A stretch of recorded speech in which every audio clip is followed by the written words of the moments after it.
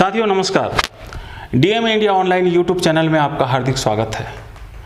आज हम personality of the week की खास कड़ी में बातचीत करने जा रहे हैं प्रोफेसर सूरज मंडल साहब से।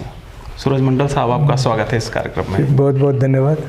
साथियों, इससे पहले कि मैं इनसे बातचीत आगे बढ़ाऊं, बताना चाहूँगा कि सूरज मंडल साहब सामाजिक काम में एक जाना पहचाना नाम है। उनकी एक पहचान और भी है जो बहुत महत्वपूर्ण है, वो ये है कि ये बीपी मंडल साहब के पोते हैं। वही बीपी मंडल साहब जिनके नाम से मंडल आयोग फेमस हुआ और जितने ओबीसी हैं, अदर बैकवर्ड माइनॉरिटीज़ के लोग हैं, उनको जो आज संविधान के तहत जो उनको फैसिलिटीज़ मिल रही है, इन्हीं की बदौलत मिल रही है। आज हम बीपी मंडल साहब के बारे में तो बातचीत करेंगे, साथ साथ सूरज मंडल साहब के बारे में भी बातचीत करेंगे।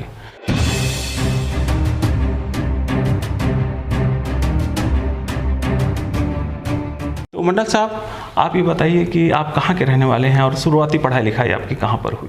जी, मैं बिहार का रहने वाला हूँ। बिहार में अब मधेपुरा जिला है। पहले वो भागलपुर जिला हुआ करता था, फिर सहरसा जिला हुआ। अब मधेपुरा खुद स्वयं एक ज़िला है और मेरा जो गांव है, जो पहले एक स्टेट था, मुरहो स्टेट कहलाता था, वो मधेपुरा से 9 किलोमीटर है। लेकिन वो पूरे ज़िला में, जो सहरसा ज़िला भी उसके अंदर आता था, वो बड़ी ज़मींदारी थी।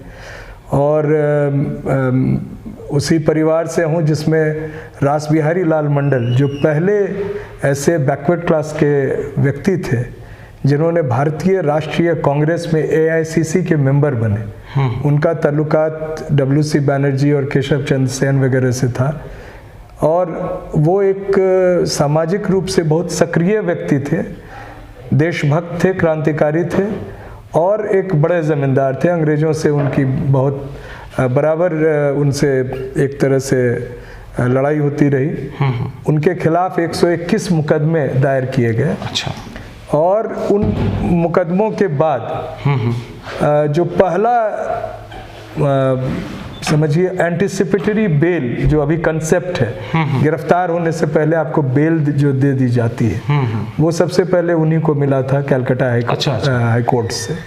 तो एक उन्होंने किताब भी लिखी थी, भारत माता के सपूत करके, जो यादव जाति को संगठित करने के लिए सबसे पहला गोप जातीय महासभा जो हुआ था 1910 में, वो उनके द्वारा ही एक तरह से आयोजित था मधेपुरा में, जिसमें तमाम भारत के लोग आए थे और बहुत ही एक प्रोग्रेसिव एजेंडा पर हुआ था।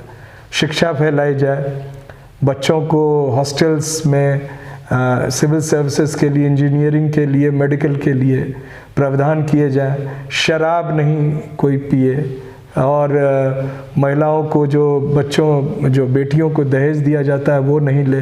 तो समाज में इस तरह की जो बातें उस समय हो रही थी।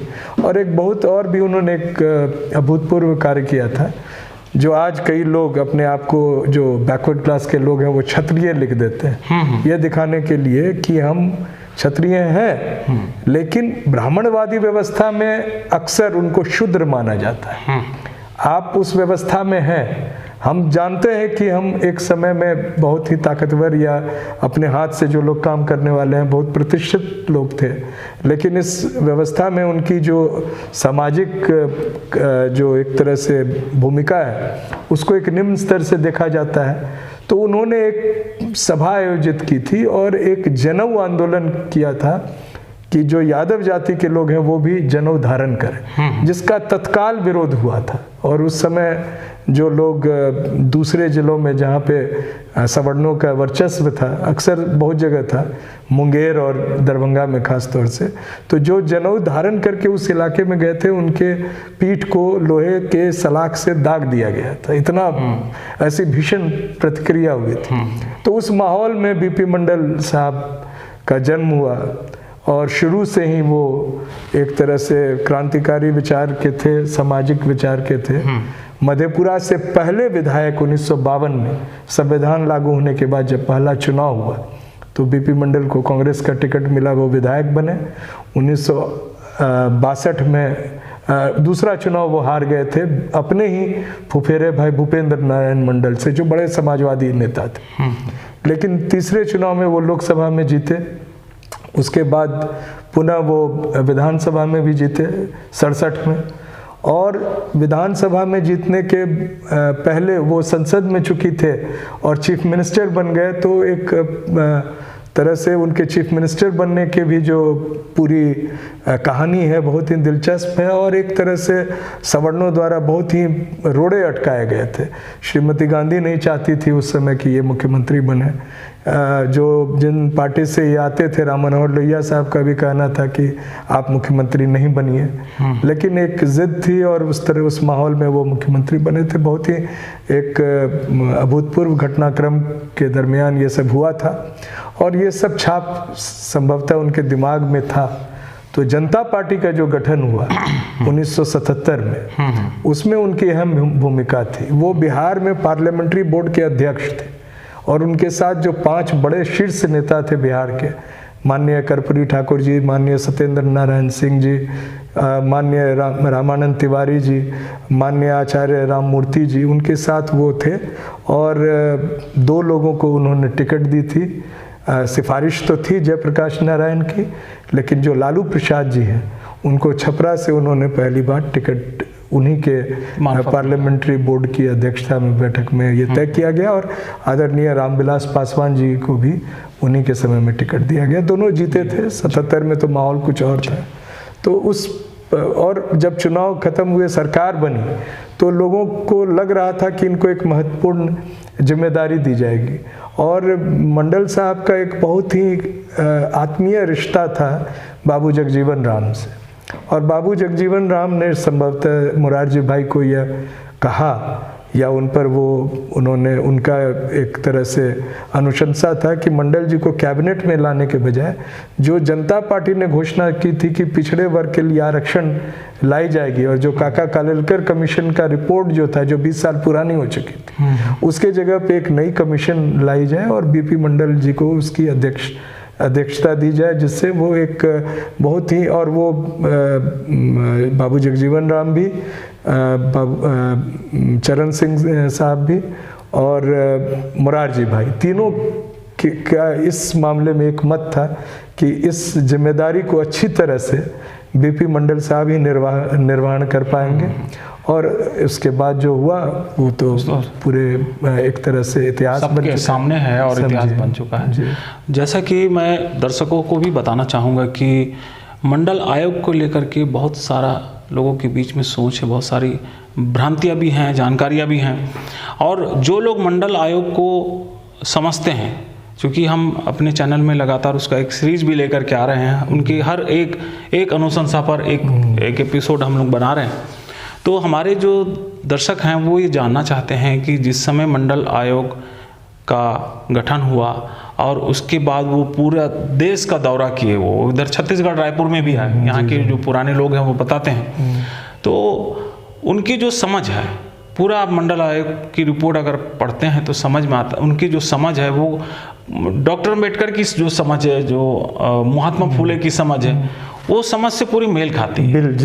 और उसी परंपरा में वो उसको निभाते हुए नजर आते हैं। तो क्या आपको लगता है कि कांग्रेस ने जो गठन किया, उनका ऐसा शायद अंदाजा नहीं रहा होगा कि मंडल आयोग आगे चल करके क्या होने वाला है? मैं कुछ बातों दर्शकों के लिए मैं बताइए बता दूं कि जनता पार्टी के समय में 1 साल के लिए उनको दी गई थी जिम्मेदारी, लेकिन 1 साल में वो कार्य नहीं कर पाए, तो दूसरे साल का एक्सटेंशन दिया गया। 1 जनवरी 1979 को वो हुआ और 31 दिसंबर 1980 को रिपोर्ट दी गई। उस समय चुनाव हो चुके थे, जनता पार्टी चुनाव हार चुकी थी और कांग्रेस पार्टी पुनः सत्ता में आ गई थी, और श्रीमती गांधी फिर से इंदिरा गांधी बन चुकी थी प्राइम मिनिस्टर। तो मंडल जी को हमेशा लगता था कि कहीं कांग्रेस पार्टी इसको निरस्त नहीं कर दे, उनका जो प्रयास था 2 वर्षों का। तो जब श्रीमती गांधी ने इनको एक ऑफर दिया कि अब आप कांग्रेस पार्टी में आ जाएं, तो पहली बात तो उनको पहला ऑफर दिया गया था, जो बताते हैं लोग कि उस समय कश्मीर का राज्यपाल का पद खाली था मंडल जी चुनाव हार चुके थे लोकसभा के, चूंकि वो बाबू जगजीवन राम के साथ उनको प्राइम मिनिस्टर बनाने के लिए खड़े थे और मधेपुरा में जो माहौल था वो चरण सिंह के फेवर में था। तो ऐसी परिस्थिति में उनको जो है सो वोट कम मिली, तो लोग वहाँ चरण सिंह को जातीय आधार पर मानते थे कि वो यादव ही है, मधेपुरा यादव बहुल एरिया है। और मंडल जी की बात को लोग समझ नहीं पाए। मंडल जी कटिबद्ध थे कि बाबू जगजीवन राम को प्राइम मिनिस्टर इस देश का बनना चाहिए, एक दलित को बनना चाहिए। और जब वो हार गए तो श्रीमती गांधी ने जब उनको कहा कि आप पार्टी में आए, और पहले उन्होंने कल्पनाथ राय जी से खबर भिजवाई कि मैं मिलना चाहती हूँ, तो मंडल जी ने कहा कि बहुत पहले ये तय हो चुका है कि आप हमसे 1 साल बड़ी हैं और मैं ही आऊँगा मिलने के लिए। अब देखिए, इसमें उन्होंने ये नहीं कहा कि आप बड़ी नेता हैं या कोई ये बड़े परिवार या हमसे अधिक बेहतर सामाजिक दृष्टि से एक जगह पे है। वो एक उम्र के लिहाज से 1 साल इंदिरा गांधी उनसे बड़ी थी, उस लिहाज से उन्होंने कहा, क्योंकि इस चीज़ का बड़ी ख्याल रखते थे कि कोई स्टेटस में मैं किसी से कम नहीं, चाहे वो कोई हो इस देश में। तो वो गए और इंदिरा गांधी जी के आग्रह पर उन्होंने ज्वाइन किया कांग्रेस पार्टी। उनका ध्येय ये था कि मंडल कमीशन रिपोर्ट को निरस्त नहीं किया जाए, लेकिन इंदिरा जी जब देखी कि उनका ऑफर था कि आपको मैं गवर्नरशिप दे दूंगी जम्मू कश्मीर का, आप इसमें केवल आर्थिक आधार जोड़िए। आज जो ईडब्ल्यूएस पर असंवैधानिक एक जजमेंट आया है, अच्छा, और जो प्रयास किया गया है उसका वो समझ रहे थे कि वो संविधान निहित नहीं। बाबा साहब ने लिखा था socially and educationally backward classes, सामाजिक और शैक्षिक दृष्टि से जो पिछड़े हैं, उसमें आर्थिक शब्द नहीं था। ये प्रतिनिधित्व का सवाल था उन वर्गों का जिनको वर्षों से इस देश के सत्ता में और संसाधन में कोई जगह नहीं मिली थी। बाबा साहब ने अपने जानते तो दलित समुदाय को एक स्थान दिया, लेकिन जो एक बड़ा तबका था 52% 54% का, जिनको स्थान नहीं मिला था, उसके लिए उन्होंने प्रावधान किया था कि एक कमीशन बनाई जाए। उसी प्रावधान के तहत ये रिपोर्ट दी गई। और जो आपने बात कही, जब इसको सुप्रीम कोर्ट में लाया गया इसको चैलेंज करने के लिए, अभी ईडब्ल्यूएस का केस चल रहा था, उसका तुलनात्मक उस समय मैं स्टूडेंट था, हाँ, दोनों के माहौल को मैं बता रहा हूँ। सुप्रीम कोर्ट में बिहार सरकार ने राम जेठमलानी साहब को नियुक्त किया मंडल कमीशन को डिफेंड करने के लिए सुप्रीम कोर्ट में। जो 2 बड़े केस थे उस समय, और राम जेठमलानी अकेले खड़े रहते थे। इधर जो थे पूरा वकीलों का एक समूह था जो मंडल कमीशन को ये साबित करने में लगा हुआ था कि ये असंवैधानिक है, गलत है, जातीयता को बढ़ावा दे रही है, तमाम बातें जो सही नहीं थी। और चाह कर भी सुप्रीम कोर्ट उसमें एक पॉइंट भी ऐसा नहीं निकाल पाई जिसमें वो कानूनी दृष्टिकोण से गलत साबित होती। अंततः उन्होंने एक असंवैधानिक क्लॉज को जोड़ा जिसको क्रीमी लेयर कहते हैं। तो इस व्यवस्था के बाद जो आज जो सुनवाई ईडब्ल्यूएस की हुई, और उसमें हम देख रहे थे कि जो दलित पिछड़े समाज के तरफ से वकीलों का एक समूह था, और उधर जो थे सिर्फ सरकारी वकील 2-3 खड़े थे। हालांकि जज उनके थे तो फैसला उनका ही होना था पक्ष में, लेकिन ये और बहुत ही दिलचस्प उसका एक निष्कर्ष निकला है। छत्तीसगढ़ और झारखंड में दोनों ने कहा कि जब आपने उस सीलिंग को तोड़ दिया 50%, वो हॉरिजॉन्टल और वर्टिकल शब्द का प्रयोग किया है बुलावे में रखने के लिए। तो हम और मैं बधाई देता हूँ भूपेश बघेल साहब को, जो एक सामाजिक न्याय के पक्ष में एक फैसला उन्होंने किया है, जो 1 और 2 दिसंबर को संभवतः विधानसभा के पटल पर रखा जाएगा। और मैं आशा करता हूँ कि पूर्ण बहुमत से वो पास होगा, जिस तरह से झारखंड में पास हुआ है। हेमंत सोरेन जी को भी मैं धन्यवाद देता हूँ और उनको बधाई देता हूँ। और मैं आज इस आप जो इंटरव्यू ले रहे हैं, मैं एम के स्टालिन साहब को बहुत ही तहे दिल से शुक्रिया कहना चाहूँगा पूरे दलित पिछड़े समाज की ओर से, जो उन्होंने सामाजिक न्याय मुद्दों को उठाया जो कोई पार्टी इंडिया में भारत में नहीं उठा रही। सबसे अगुवा है अगर देखा जाए। और स्टालिन साहब को तो मानते हैं हम लोग, डॉक्टर रतन लाल जी भी भाषण दे रहे थे अभी, तो उनका भी कहना था कि उनको नॉर्थ इंडिया में कदम रखना चाहिए। जी। तो इसी परिप्रेक्ष्य में मंडल कमीशन का रिपोर्ट आया, और रिपोर्ट में जो अनुशंसाएं आप कह रहे हैं, वीपी सिंह ने सिर्फ एक अनुशंसा लागू की, उसके लिए भी वो बधाई के पात्र हैं। वो था कि सरकारी नौकरियों में 27% आरक्षण। और एक अनुशंसा और लागू हुई वो तो शिक्षा में, वो हम बधाई देते हैं और शुक्रगुजार हैं अर्जुन सिंह जी। चूंकि ये दोनों जो एक तरह से एक सवर्ण समाज के माने जाते हैं, लेकिन उनके दिल में जो स्थान था और जो हिम्मत उन्होंने दिखाई, वो हमारे पिछड़े वर्ग के नेता आज दिखा नहीं पा रहे, और ये तारीफ काबिल है। बिल्कुल आप सही कह रहे हैं। और मैं 2 दिन बाद, यानी आज कल 27 नवंबर को उनकी पुण्यतिथि है वीपी सिंह जी को, आज आपके माध्यम से उनकी स्मृति को मैं स्मरण करता हूं और उनको मैं अपना श्रद्धांजलि अर्पित करता हूं। बिल्कुल बिल्कुल, बहुत अच्छा लगा आपसे बातचीत हुई। मैं चाह रहा हूं कि कुछ आप अपने बारे में भी बताइए। आपने पीएचडी किया है, जो एक महत्वपूर्ण विषय है। मैं चाह रहा हूं कि उसके बारे में हमारे दर्शक। मैं इंग्लिश मीडियम स्कूल से पढ़ा, saint Xavier's, saint Michael's, Patna बहुत नामी स्कूल है, और फिर दिल्ली यूनिवर्सिटी आ गया। जाहिर मैं चाहता था सिविल सर्विसेज में जाना, 2 बार इंटरव्यू भी दिया, संयोग से नहीं हुआ। लेकिन चूंकि मेरा नेट क्वालिफिकेशन था, जो मेरे एजुकेशनल क्वालिफिकेशंस अच्छे थे, तो जैसे ही मैं इंटरव्यू में गया तो मेरा सिलेक्शन हो गया टीचिंग के तौर पे, एज ए असिस्टेंट प्रोफेसर, जिसको उस समय लेक्चरर कहते थे। और तब से दिल्ली विश्वविद्यालय में जो पिछड़े वर्ग के प्रति जो भी अन्याय होता है, दलित समुदाय के प्रति अन्याय होता है, उसमें मैं और मेरे कुछ साथी, जिनमें मैं आज नाम लेना चाहूँगा, डॉक्टर रतन लाल का विशेष रूप से, जो बहुत ही सक्रिय हैं, बहुत ही हिम्मती हैं, निर्भीक रूप से काम करते हैं। आजकल वो एक चैनल भी चला रहे हैं, अम्बेडकर नामा। हमारे दूसरे साथी जो हैं वो वरिष्ठ साथी हैं, दिल्ली विश्वविद्यालय के तो नहीं है, लेकिन दिलीप मंडल साहब हैं। हमारे और साथी हैं, जिसमें मैं लक्ष्मण यादव, और हमारे वहाँ दलित नेता हैं हंसराज सुमन जी। एक हमारे साथी हैं डॉक्टर रितु सिंह, जिनको एक बहुत ही गलत तरीके से उनके जॉब से निकाला गया है दौलत राम कॉलेज से। सुधांशु कुमार जी एकेडमिक काउंसिल के मेंबर हैं।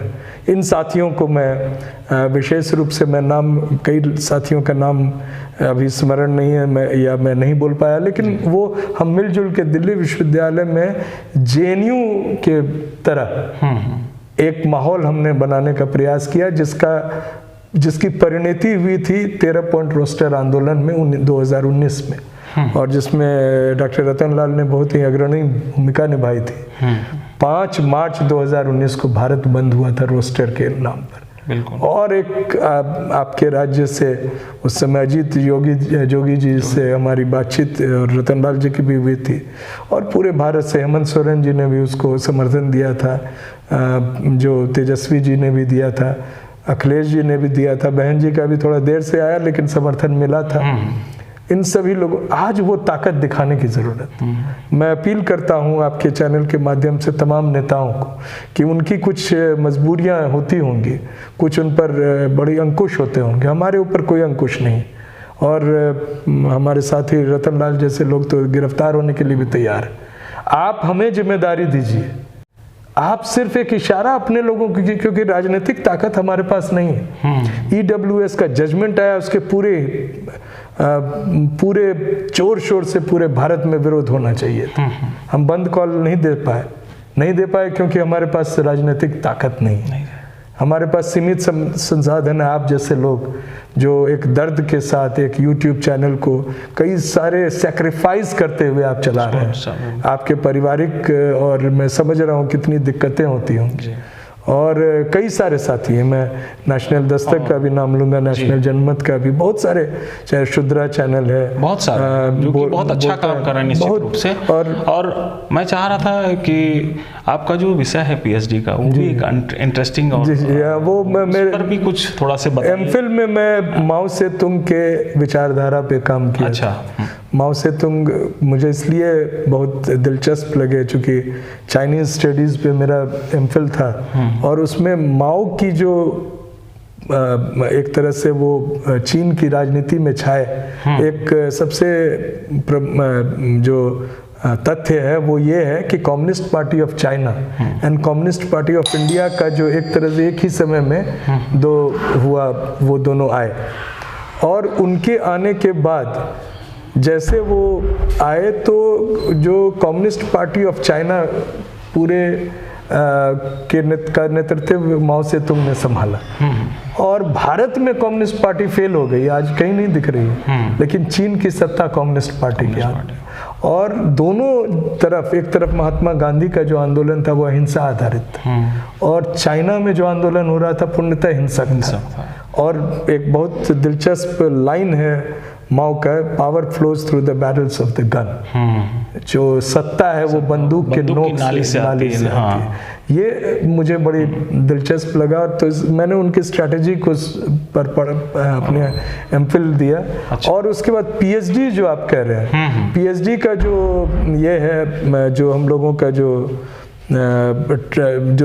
हम लोगों की बातचीत है वो इस बात पर थी कि जो भारतीय राष्ट्रीय कांग्रेस जो देश को आज़ादी दिलाने के लिए संघर्ष कर रही थी उसमें पिछड़े वर्ग, बैकवर्ड क्लासेस में सभी तीनों वर्ग शामिल है, SC ST OBC, जो अन्य पिछड़े वर्ग हैं वो दूसरे, तो पूरे बैकवर्ड क्लासेस का क्या योगदान था। हालांकि उसी समय ये मैं 1900 से लेकर 1925 के बीच का अध्ययन किया हूँ और उसी समय बाबा साहब का भी एक तरह से उदय हो रहा था, वो संघर्ष कर रहे थे, वो बाहर से पढ़ के आए थे बहुत ही तमाम डिग्रियों के साथ, तो बाबा साहब के साथ साथ और बाबा साहब तमाम अपने स्ट्रेटजी में चाहते थे कि जो अन्य पिछड़े वर्ग के लोग हैं वो भी शामिल हों, लेकिन वो शामिल नहीं हो रहे थे।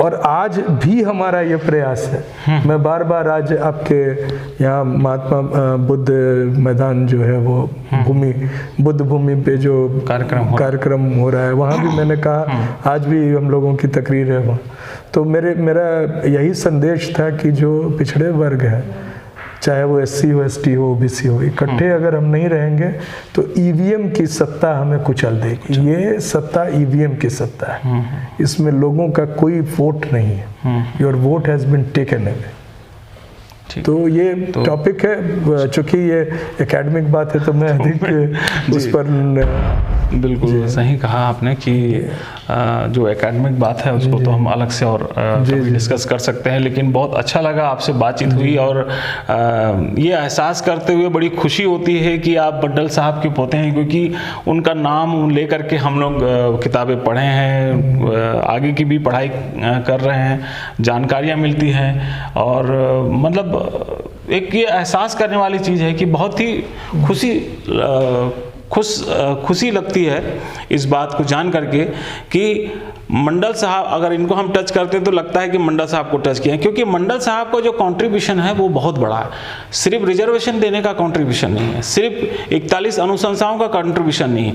मंडल साहब का जो सबसे बड़ा कंट्रीब्यूशन है वो ये है कि उन्होंने SC ST के साथ OBC को एक छत्ते के नीचे ला दिया और आज OBC, SC ST और माइनॉरिटीज़ मिलकर के कोई भी आंदोलन में खड़े हो रहे हैं और इसका पूरा श्रेय जाता है मंडल साहब को, क्योंकि जब तक मंडल आयोग नहीं आया था तब तक OBC अपने आप को अलग मानता था SC ST से, तो ये एक बहुत बड़ा कंट्रीब्यूशन है। चलिए, आपसे बहुत अच्छा लगा, आपसे बातचीत हुई और मुझे भी बहुत खुशी हुई और आप भी जो PhD कर रहे हैं उसके लिए मैं मेरी शुभकामनाएं, क्योंकि जिस महान व्यक्ति विचार कबीर के विचार पर कर रहे हैं, तो मेरे परदादा जी जो थे स्वर्गीय रास बिहारी लाल मंडल, वो कबीर पंथी थे जी, और कबीर के लिए एक बहुत बड़ी संस्था पटना के पास फतवा में उन लोगों ने निर्माण किया था, हालांकि उस पर जो अब दूसरे लोगों का कब्जा हो चुका है, क्योंकि हमारे विचारों को भी लोग लूट रहे हैं जिस तरह से देश के संसाधन लूटे जा रहे हैं।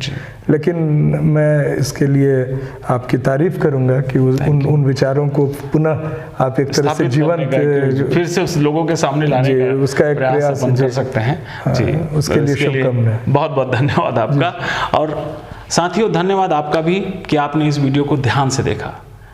अगले हफ्ते पर्सनैलिटी ऑफ द वीक की खास कड़ी में हम किसी नए अतिथि के साथ आपके सामने फिर से रूबरू होंगे। तब तक के लिए बहुत बहुत धन्यवाद। नमस्कार। आपको भी नमस्कार। जय भीम, जय जय मंगल। भीम।